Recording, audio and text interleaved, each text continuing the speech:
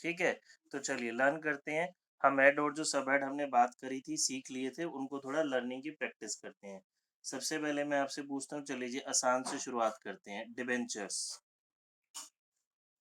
बताएंगे बच्चे, हेड और सब हेड। आप चैट बॉक्स यूज करेंगे सभी स्टूडेंट्स। देखो, मैं आपको पहला हिंट दे देता हूँ, आप अपनी बैलेंस शीट में बेशक देख सकते हैं। डिबेंचर हमने किसके अंदर पढ़ा था बच्चे? लॉन्ग टर्म बोरोविंग्स में। और लॉन्ग टर्म जो बोरोविंग्स है वो किसके अंदर आ रहा था? हमारा नॉन करंट लाइबिलिटीज में। तो इसका आंसर मुझे कुछ इस तरीके से करना है। जो इसका सब हेड हो गया वो क्या हो गया बच्चे? मेरे पास लॉन्ग टर्म बोरोविंग्स। जिन स्टूडेंट्स को याद नहीं हुए बेटा, वो याद करनी है ये, ठीक है। और इसका मेजर हेड क्या हो गया? Non current liabilities. ये पहला मैंने आपको बता दिया। इस तरीके से एग्जाम में हमें क्वेश्चन आने वाला है। चलिए जी, अगला मुझे बताएंगे सिक्योरिटीज प्रीमियम या securities premium reserve, both are same. मैंने आपको कुछ चीजें बताई थी, कुछ इंपॉर्टेंट है जो अक्सर एग्जाम में पूछी जाती हैं। Securities premium, yes very good.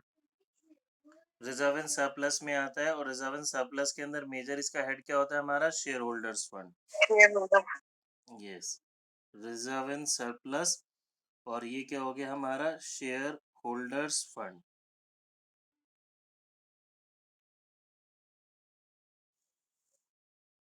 Clear है? फिर आ जाते हैं बच्चे, मुझे बताएंगे कैपिटल रिजर्व। कैपिटल रिजर्व भी इसी के साथ था। रिजर्व एंड सरप्लस मेरा सब हेड था। मेन हेड क्या था इसका? Share holders fund. ठीक है, फिर आप मुझे बताएंगे share forfeiture account.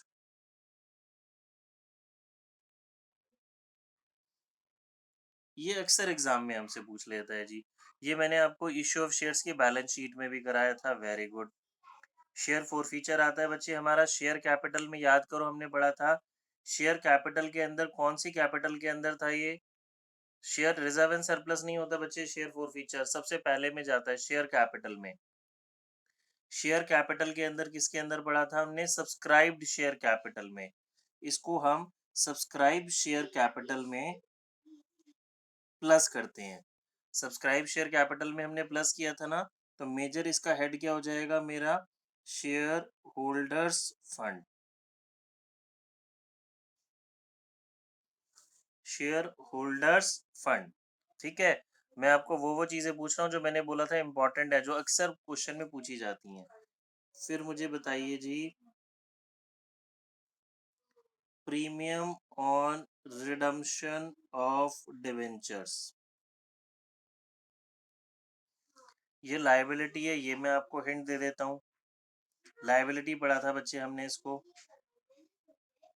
Premium on redemption, ये हमारी थी बच्चे non current liability. Yes very good, non current liability थी। नॉन करंट लायबिलिटी के अंदर किसमें था ये?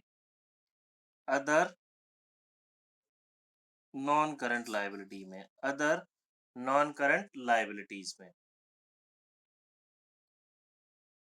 फिर मैंने बोला था एक चीज आपको अक्सर एग्जाम में पूछता है, अनक्लेम्ड डिविडेंड। वो डिविडेंड जो किसी ने क्लेम नहीं किया, ये मैंने बोला था ये अक्सर एग्जाम में पूछ लेता है जी। ये होता है मेरा अनक्लेम्ड डिविडेंड करंट लायबिलिटीज में। देखो, जो मैंने नोट्स भेजे हैं उसके अंदर सब आपको मिलेगा। करंट लायबिलिटीज के अंदर अदर करंट लायबिलिटीज में। ठीक है बच्चे, अदर करंट लायबिलिटीज में।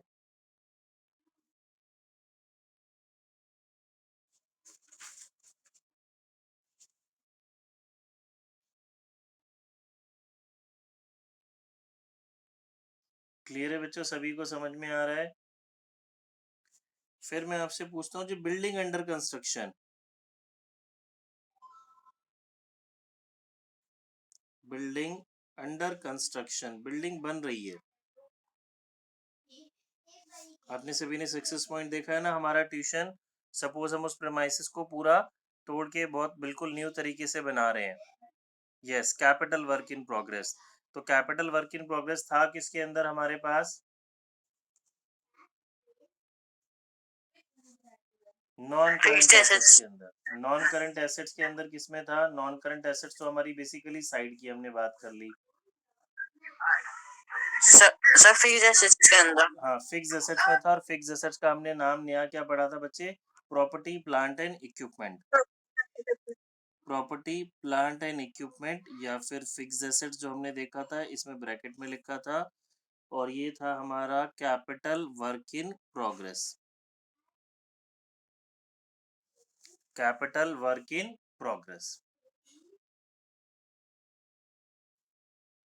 ठीक है बच्चे, इस तरीके से कर लेंगे आप। आपको ये करने के लिए क्या करना है, इसको लर्न करने के लिए अपनी जो टी.एस. ग्रेवाल सर वाली बुक है उसमें इलस्ट्रेशंस फॉलो करनी है। कुछ इलस्ट्रेशंस हैं, आप वो सारी जो चैप्टर की इलस्ट्रेशंस हैं उनको रिटर्न कुछ नहीं करना, ओरली आपने एक बार गो थ्रू करना है, तो सारे आपको ये हेड और जो सब हेड हैं ये लर्न अच्छे से हो जाएंगे। ठीक है, चलिए मैं आपको फिर आज एक कोई नई चीज शुरू कराता हूँ इसी चैप्टर के अंदर जो हमें एग्जाम में पूछी जाती है। देखो मैं आपको शुरू कराता हूँ। हमने एक वर्ड पढ़ना है बच्चे, ऑपरेटिंग साइकिल। ये हमें एग्जाम में अक्सर पूछा जाता है इसके ऊपर। देखिए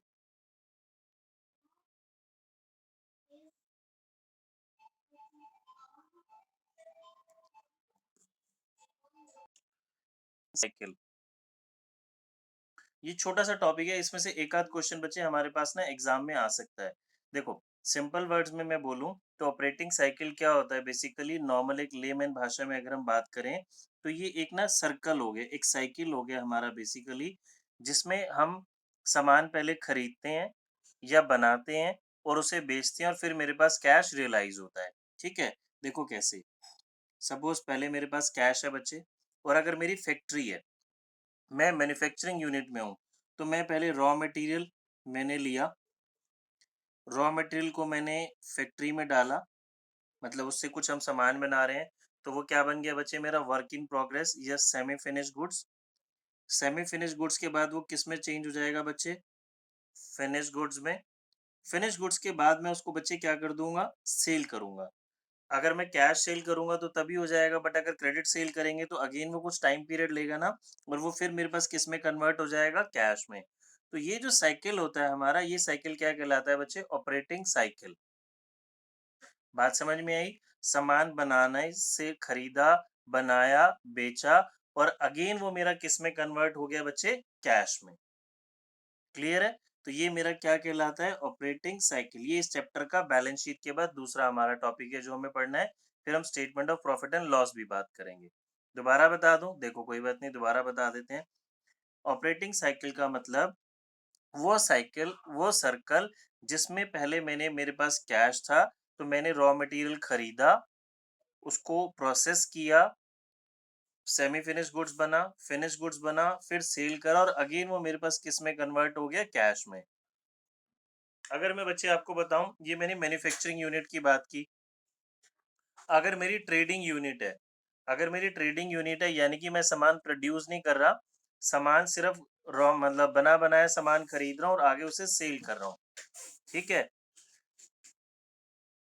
तो यहाँ पे क्या हो गया, यहाँ से रॉ मटेरियल वाला स्टेप हट जाएगा, मेरे पास मैं फिनिश गुड्स खरीदूंगा और फिनिश गुड्स आगे सेल कर दूंगा। लैपटॉप नहीं, ठीक है जी। तो ये बच्चे मेरा क्या हो गया, ऑपरेटिंग साइकिल। देखो मैं बुक में आपको मार्क कराता हूँ। बुक में पेज नंबर खोलेंगे बच्चे, पेज नंबर 1.17 एज पर न्यू बुक। ओल्ड बुक में भी आपको टॉपिक मिल जाएगा। देखिए यहाँ से हम इसकी डेफिनेशन कर लेते हैं, मार्क कर लेंगे सभी बच्चे बेटा। Operating cycle is the time between acquisition of an asset for processing and its realisation into cash and cash equivalents. Assets को मैंने एक्वायर करा, उसको प्रोसेस करा, रियलाइज करा, अगेन वो किस में रियलाइज हो गया, मेरा कैश और कैश इक्विवेलेंट्स में। ठीक है, ये देखिए मेरा ऑपरेटिंग साइकिल का डायग्राम यहाँ बना हुआ है। मेरे पास कैश है, रॉ मटेरियल मैंने परचेज किया, उसको प्रोसेस किया, फिर वो फिनिश गुड्स में कन्वर्ट हुआ, फिनिश गुड्स को सेल करा, ट्रेड रिसीवेबल यानी कि डेटर, फिर कैश। यहाँ पे मैंने सेल में यहाँ पे एक और चीज डाल देता हूँ आपको, जब फिनिश गुड्स के बाद अच्छा सेल मैंने लिख दिया। क्लियर है? फिर इसमें बच्चे मुझे ना एक इम्पॉर्टेंट चीज, अब इसमें हमें एक क्वेश्चन पूछा जाएगा, थ्योरी तो हमें समझ में आ गई, हमें इससे रिलेटेड एक छोटा सा क्वेश्चन पूछा जाएगा प्रैक्टिकल, तो मैं वो बात आपको बताता हूँ। ये इम्पोर्टेंट चीज हमें समझनी है। वेयर, अच्छा ऑपरेटिंग साइकिल जो होता है ना बच्चे, नॉर्मली स्टैंडर्ड 12 मंथ्स का होता है। ठीक है, ये हर कंपनी का डिफरेंट होता है, हमें गिवन होगा, बट अगर नहीं गिवन होता, where operating cycle cannot be defined, ये cannot be identified, cannot be identified, it is assumed to be of 12 months।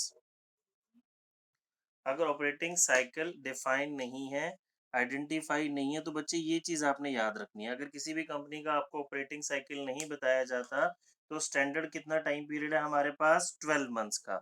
ये हमें बच्चे एमसीक्यू में पूछा जा सकता है। ठीक है, याद रहेगी बात। फिर मैं आपको कुछ और चीजें बताता हूँ, देखो इसमें।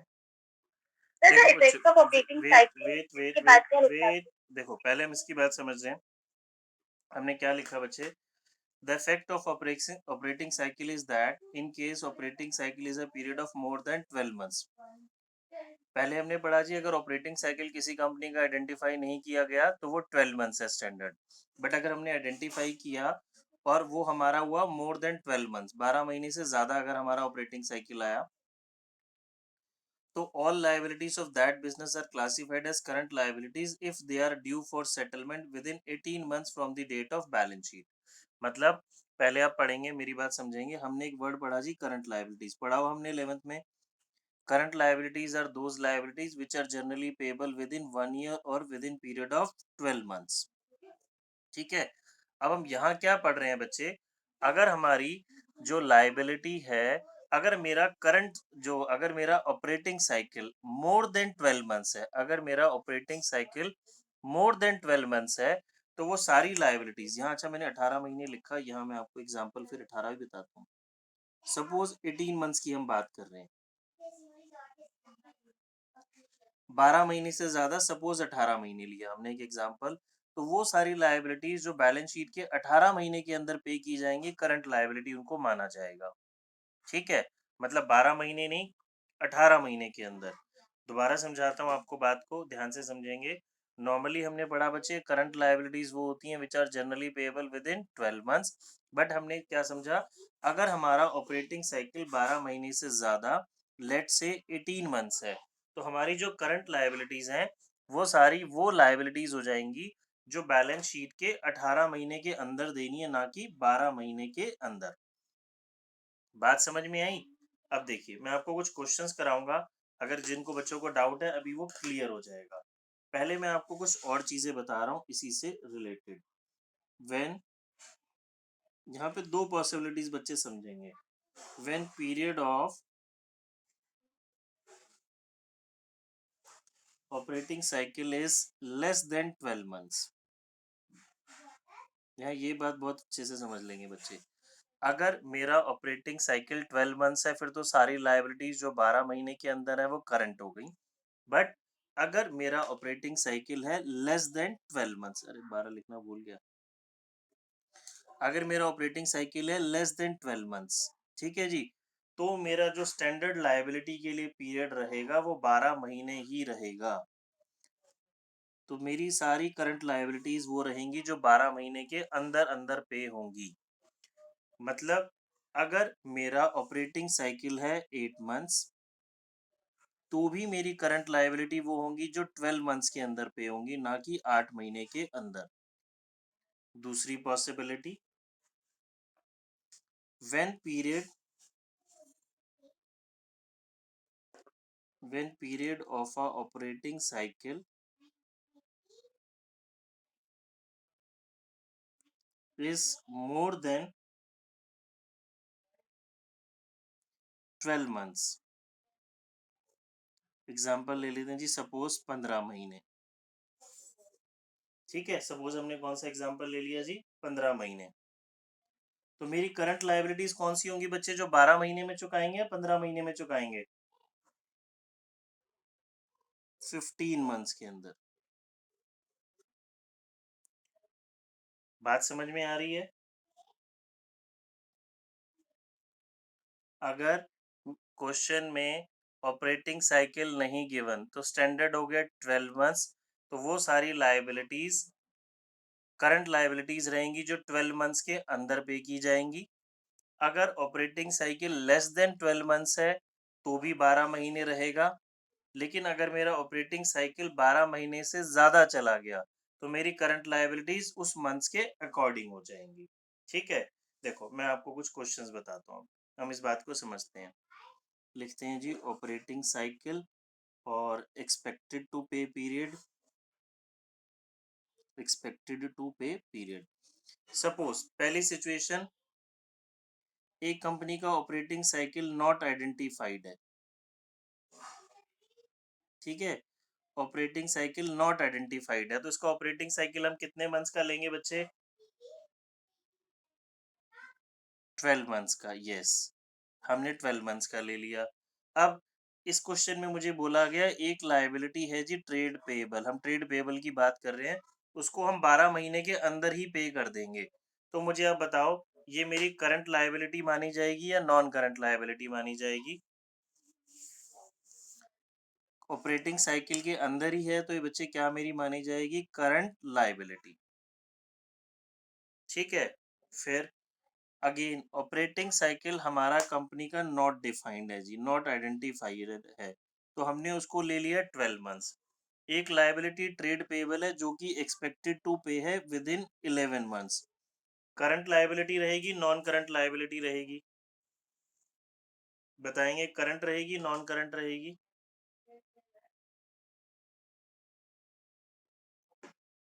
Current, yes, very good. अगली पॉसिबिलिटी, अगेन हमारे एक कंपनी का ऑपरेटिंग साइकिल नॉट आइडेंटिफाइड है, ये हमने पहली पॉसिबिलिटी कर ली थी जहां पे ऑपरेटिंग साइकिल नॉट आइडेंटिफाइड है। ठीक है, एक लायबिलिटी पे की जाएगी 13 मंथ्स में। करंट लायबिलिटी हुई, नॉन करंट लायबिलिटी हुई।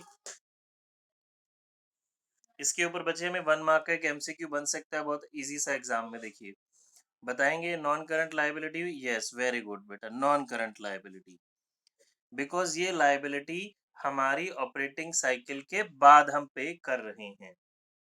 ठीक है जी, अब अगली पॉसिबिलिटी, ये हमने पढ़ लिया। अब अगर हमारा ऑपरेटिंग साइकिल है जी, ये तो हमने पढ़ा था नॉट डिफाइंड है, अब हम पढ़ लेते हैं।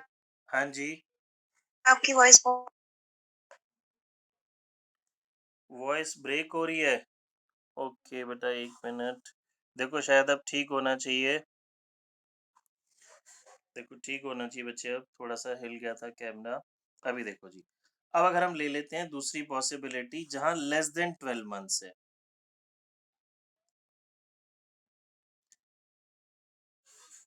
लेस देन 12 मंथ्स है। ठीक है, ऑपरेटिंग साइकिल अगर लेस देन 12 मंथ्स है, सपोज 8 मंथ्स है, और हम एक लायबिलिटी पे करने वाले हैं बच्चे